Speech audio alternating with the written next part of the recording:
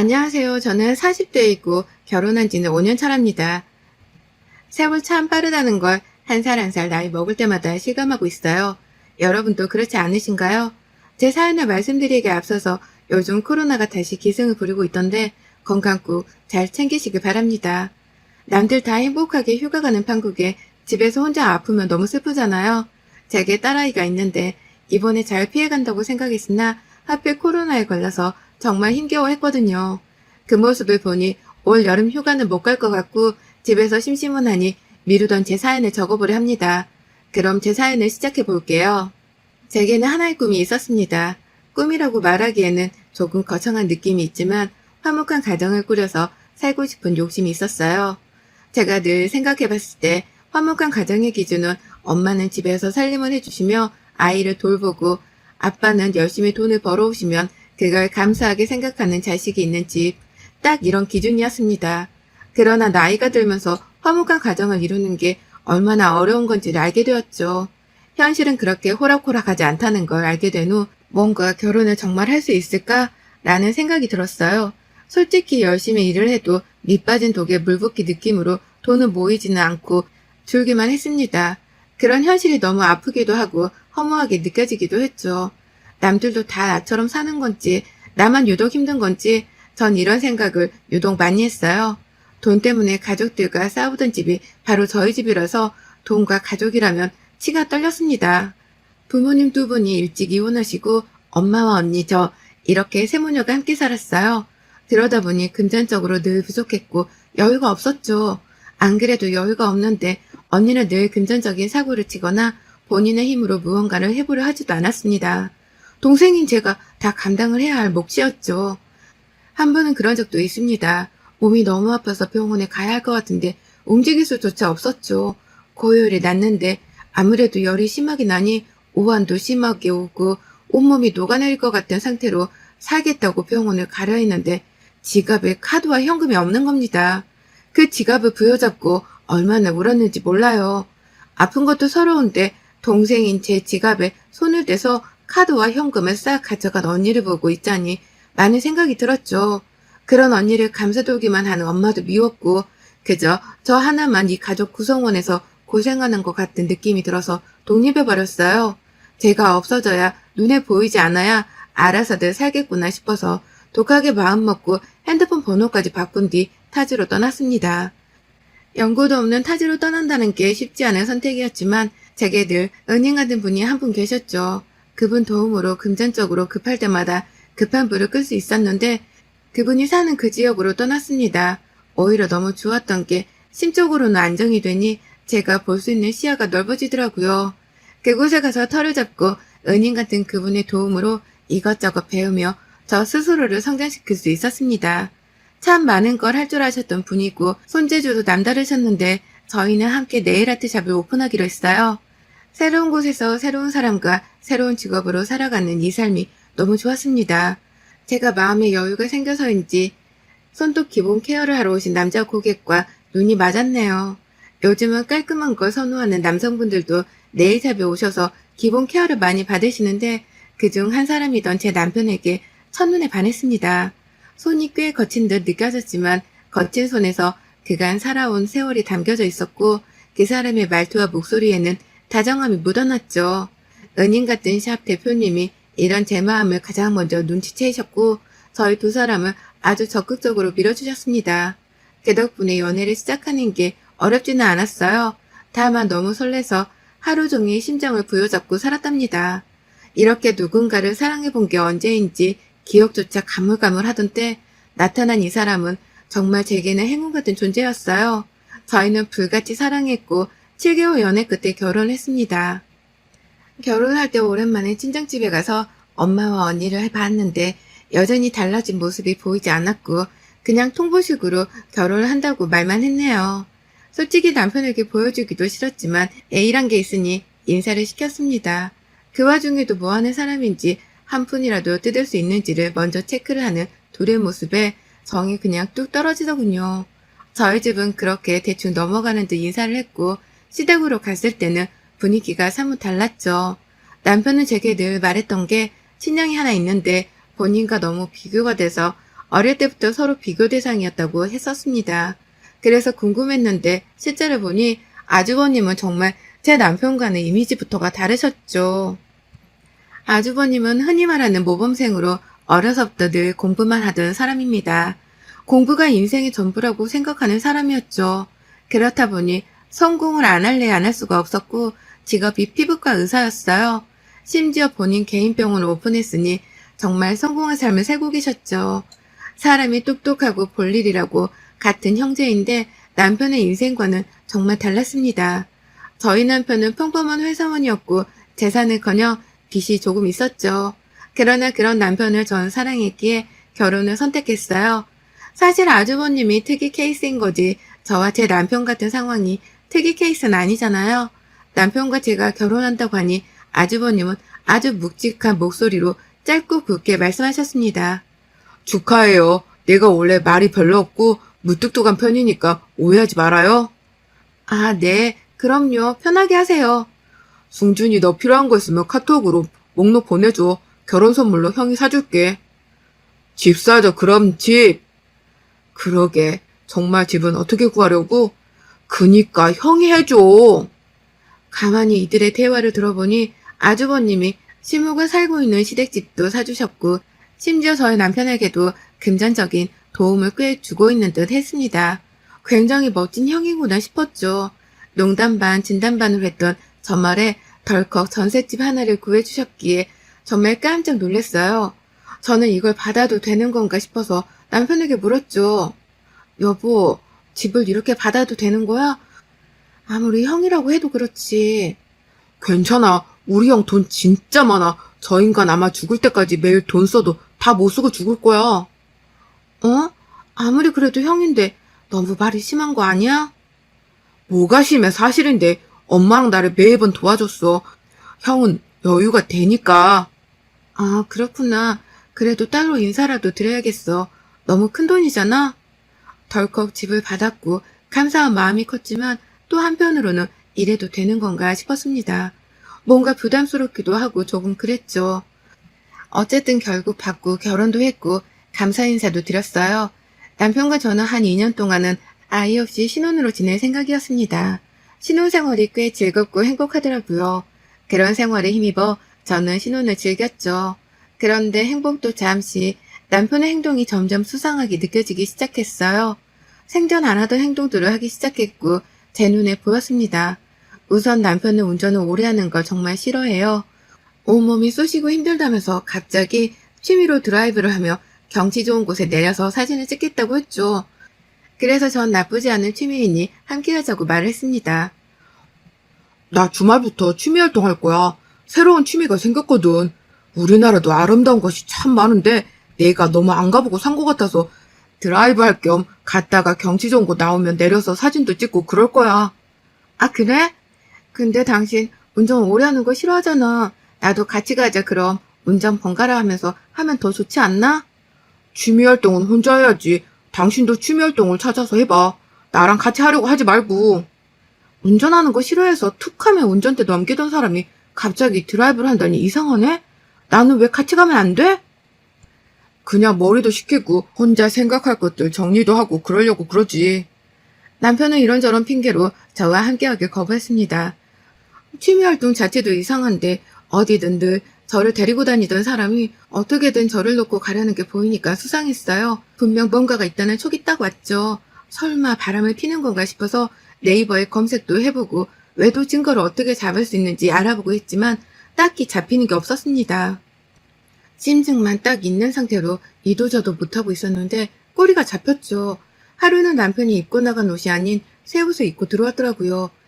입고 나간 옷은 쇼핑백에 넣어서 왔는데 생전 옷을 인터넷 아니면 사입지도 않던 사람이 위아래 세트로 사입고 들어오니 이상했습니다. 저도 모르게 원래 입고 나갔던 옷의 냄새를 킁킁 맡았고 새 옷과도 비교를 해봤어요. 그런데 양쪽 옷에서 같은 여자 향수 냄새가 은은하게 퍼지더라고요. 정말 바람은 아니겠지 했는데 역시나 맞다는 확신이 들었고 전 드라이브를 간다며 떠나는 남편의 뒤를 밟았습니다. 미행을 하려고 렌트까지 해서 쫓아갔고 그날 하루 종일 쫓아다니며 상간녀와 남편의 뜨거운 데이트 현장을 다 목격했어요. 너무 쉽게 바로 증거들은 제 손에 들어왔고 전 바로 남편에게 사진들과 영상들을 보여주며 난리를 쳤습니다. 취미활동 같은 소리 하네. 당신은 여자 만나고 다니는 게 취미활동이니? 결혼한 지 2년도 안 된 유부남이 바람을 펴? 그럴 거면 나랑 도대체 왜 결혼해서 내 인생까지 망쳐? 뭐야? 당신 나 미행한 거야? 별걸 다 하네 정말. 그냥 아는 동생이야. 바람 쐬고 싶다고 해서 같이 논 것뿐이라고. 넌 아는 동생이랑 호텔을 들어가니? 내가 바보 같아? 이 나쁜 인간아. 차라리 빌어. 미안하다고 빌어도 시원찮을 판에 뭐가 그렇게 당당한데? 남편과 큰 싸움을 한 후 서로 대화를 하지 않고 있었습니다. 한번 바람핀 사람은 절대 믿는 게 아니라는 것쯤은 알고 있었기에 진지하게 이혼을 생각하고 있었죠. 그런데 뱃속에 아이가 생겼더라고요. 제가 너무 불행한 집에서 살아서 자격지심이 생긴 건지 아빠 없이 키우고 싶지도 않았고 무엇보다 저 상간녀라 남편 좋으라고 이혼하고 싶지 않았습니다. 아이는 무슨 죄예요. 태어나자마자 아빠가 없다는 건 생각보다 큰 아픔들을 겪으며 살아야 하는데 그걸 아이에게 견뎌내며 살라고 하고 싶지 않았습니다. 제 속에 만신창이가 돼도 괜찮았죠. 그래서 전 결정을 해서 남편에게 말했어요. 나 임신했어. 이혼 안 할 거고 당신이랑 살긴 할 건데 아이의 엄마 아빠로 살자 우리. 적어도 아이한테 부끄러운 행동은 하지 말고 피해주지 말고 살자고. 알아들어? 사실이야? 세상에 이걸 왜 이제 말해. 여보 그때 그건 정말 실수였어. 나도 반성 많이 했다고. 아이도 생겼고 우리 다시 시작해보자. 내가 잘할게 진심이야. 그딴 말 안 믿을 거고 지키지도 못할 말 내뱉지도 마. 소름 끼치니까 분명 말했어. 아이한테 부끄러운 행동하지 말고 피해주지 말라고. 그렇게 쇼윈도 부부 마냥 저희는 살게 되었습니다. 물론 남편은 임신 사실을 알고 저를 떠받들어줬지만 전 마음이 예전 같지 않았어요. 혹여나 또 믿었다가 2번 배신당하면 제정신으로 살지 못할 것 같았거든요. 그래서 제가 덜 다치기 위해 방어를 했던 것 같습니다. 상황은 좋지 않았어도 뱃속에 아이가 있음에 하루하루가 행복했어요. 제가 아이의 엄마가 된다는 게 신기하고 믿기지 않았죠. 임신 초기에는 위험하다고 해서 그 상간녀 머리채 한번 잡지 못하고 냅뒀거든요.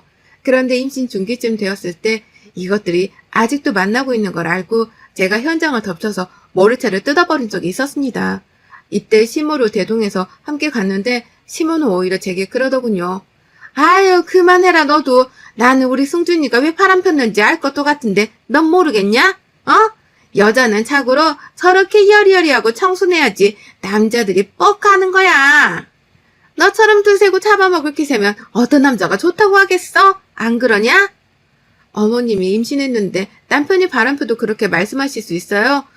아니면 어머님 딸이 저 같은 상황이어도 그렇게 말씀하실 수 있으세요? 말이라고 다 말이 아닌 거예요. 같은 여자로서 애 가진 제가 불쌍하지도 않으세요?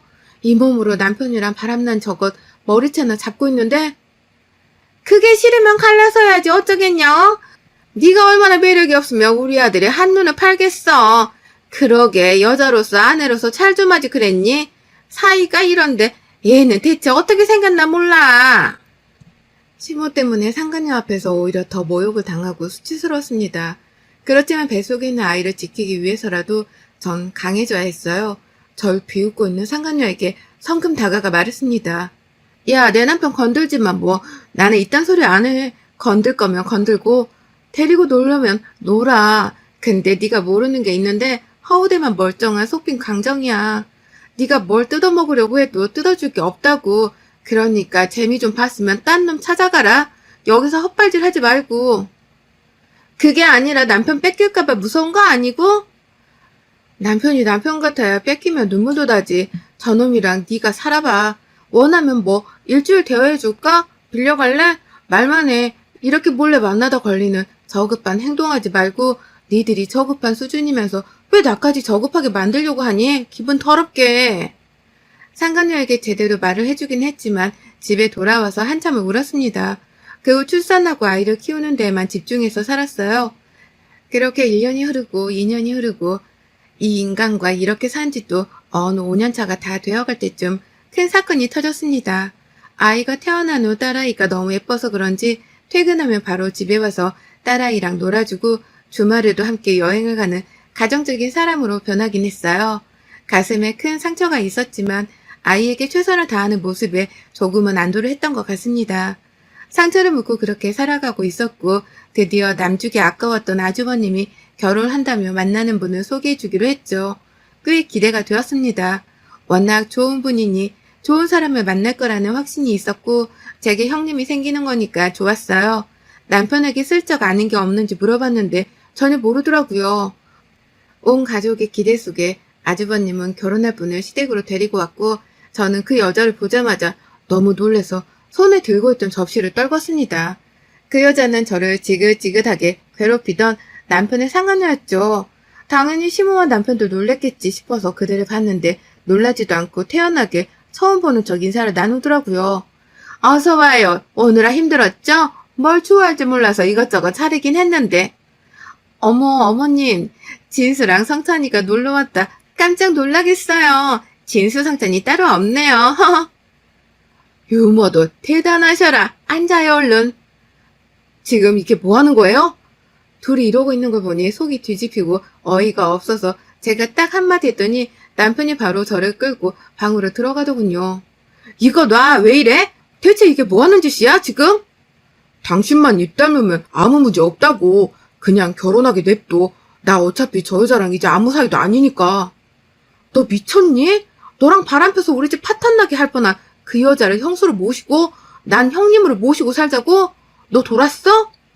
우선은 그렇게 살자고. 같이 사는 것도 아닌데 뭐가 문제야? 오래 안 걸려. 뭐가 안 걸리는데? 단단히 미쳤구나 당신. 아주버님께 당장 말할 거야. 이거 놔. 끝까지 제 입을 막으며 우선 조용히 있으라고 했죠. 대체 무슨 수작인지 궁금해서 가만히 있어봤습니다. 상간녀는 끝까지 모른 척하며 밥 먹고 상견례 날짜까지 잡고 돌아갔어요. 아주버님과 상간녀가 나가자 시무와 남편의 본색을 드러냈죠. 그들의 대화를 들어보니 상간녀를 이용해서 아주버님의 재산을 뜯어서 공동 분배를 하려는 계획이었습니다. 본인의 친아들이고 친형인데 말이죠.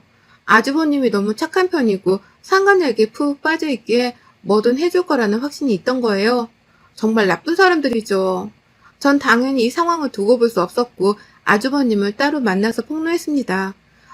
남편과 상간녀가 바람폈던 증거들을 보여드리며 아주버님, 당장 그 여자랑 헤어지셔야 해요. 제가 이 여자 보고 진짜 깜짝 놀랐는데 더 놀라운 건 어머님이랑 그 사람이 이 여자랑 짜고 아주버님 재산을 빼돌리겠다고 작당을 했더라고요. 전 더 이상 이 사람이랑 못 살겠어서 이혼할 거니까 아주버님도 얼른 살 길 찾으세요. 제 말에 아주버님은 너무 큰 충격을 받으셨어요.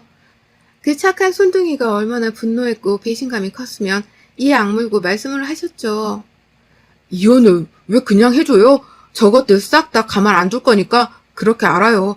그리고 예빈이 혼자 키우는 거 힘들 텐데 제가 도와줄게요. 네? 그러려고 말씀드린 거 아니에요. 신경 안 쓰셔도 괜찮아요. 아주버님이 너무 좋으신 분인데 저처럼 다칠까봐 말씀드린 거예요. 아니요. 제 인생을 구해준 건데 당연히 도와주는 게 맞죠. 그러니 걱정 말고 당당하게 이혼해요. 알겠죠? 그 후 아주버님은 상견례 자리에서 폭탄을 펑 하고 터뜨렸습니다. 상간녀 부모까지 모인 자리에서 제 남편과 바람폈던 영상을 틀었고 상간녀 부모에게 말했죠. 대체 딸 교육을 어떻게 시켰으면 남자를 돈으로만 보고 유부남이든 총각이든 가리지 않고 이딴 행동을 하는 거죠? 저급하다 못해 더러워서 상종 자체를 하기 싫네요. 저 여자 낳고 미역국은 드셨어요? 저것도 사람이라고? 이게 당신 딸의 실체니 똑똑히 보시고 엄마 사람한테 피해 안 가게 교육 똑바로 시키세요.